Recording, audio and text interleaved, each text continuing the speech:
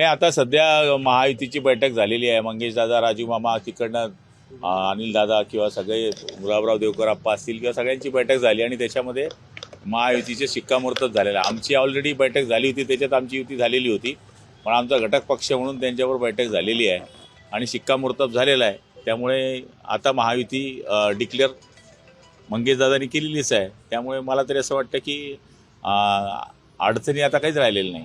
आपल्याकडे आता विद्यमान साधारण 20 ते 22 नगरसेवक आहेत शिवसेना शिंदे गटाचे. त्याच्यापेक्षा कमी जागा तुम्ही घेणार का? नाही, आता आमचा अजून जागेवरचा विषय जवळपास पक्का झालेला आहे, पण तो आम्हाला सांगायचा नाही.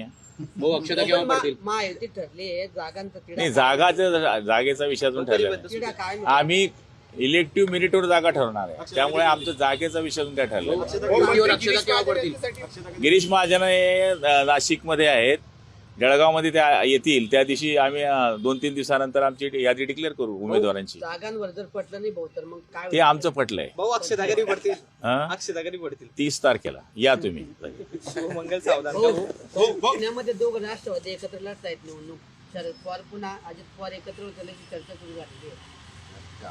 ते काय आज सांगायची गोष्ट आहे, झालेली असेल त्यांची, त्याच्यामध्ये माझा काही संबंध येत नाही.